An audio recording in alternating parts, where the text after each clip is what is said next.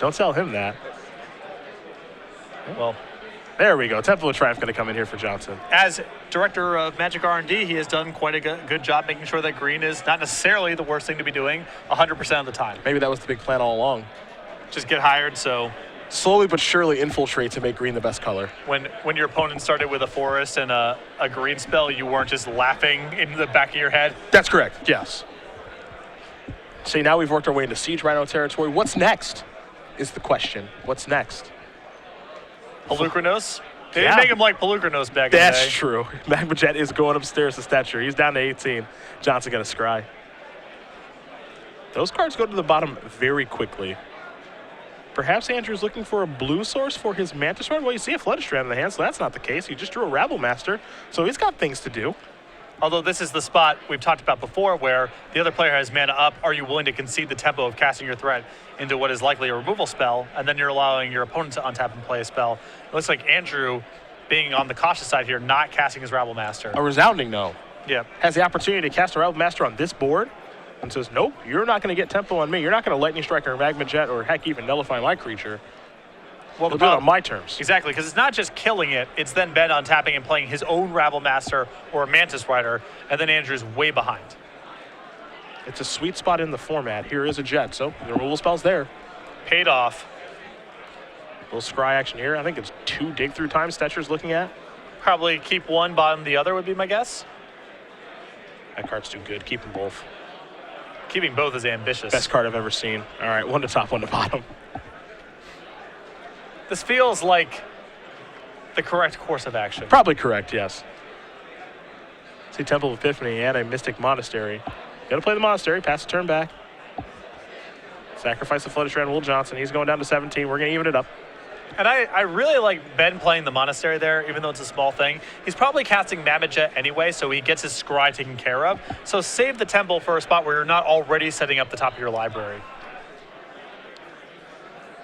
Because there is diminishing returns on scry, so you'd rather pace it out a little bit.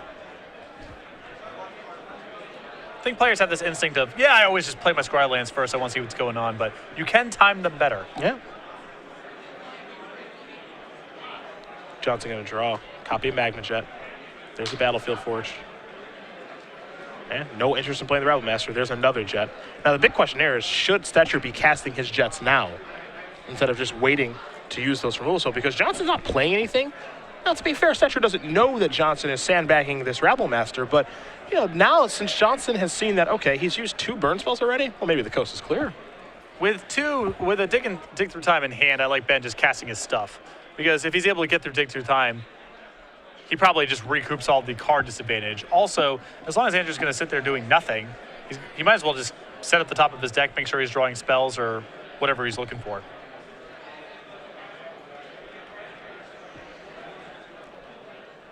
Tough scry here for Stecher.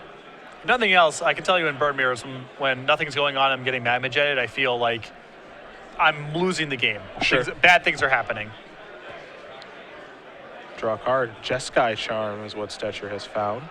Gonna play Temple of Epiphany. Leave that card on top, pass the turn back. Johnson says, okay, burn you. So we're just sending burn back and forth, baby. Why even bother with these islands and these white sources? It's even the point. Land's coming to play tap, dealing you damage. Yeah, nonsense. You just want to be Magma Jetting each other. It's way easier than this. I'm glad that Magma Jet is the thing that's seeing play now. Jeskai Charm upstairs. You must be in heaven. It's 11 to 15. Draw a card. Stecher will pass the turn back. And see, this is actually what I find really interesting because Johnson is playing the game in such a way that he won't deploy his Rabble Master, as he's going to send a Stoke over to Stecher. So he's playing a game that he won't deploy his Rabble Master, right? Yep. So should he even be in your deck after sideboard? That's a good question. I think it's if you're going to play like this, or if you feel like anytime your opponent has mana up, you can't cast it, probably should just be sideboarding it out.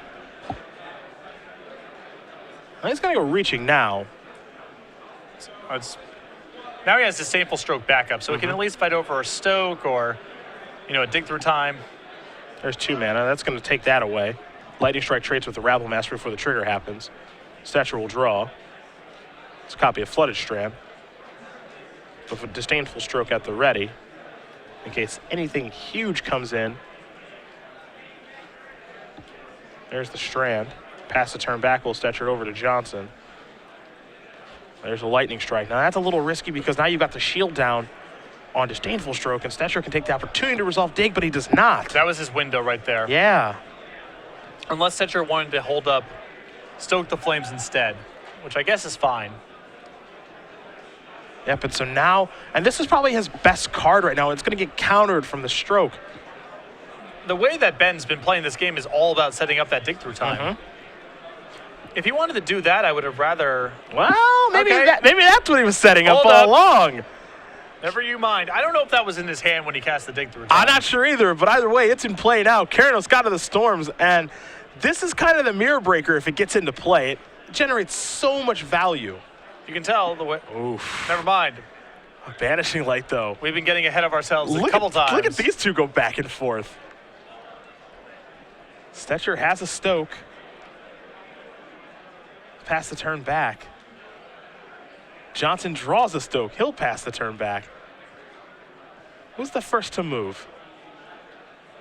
4 mana? All right, Stoke you. Oh, yeah? Stoke you. Both players take 4. 7-4. The game as it was meant to be played.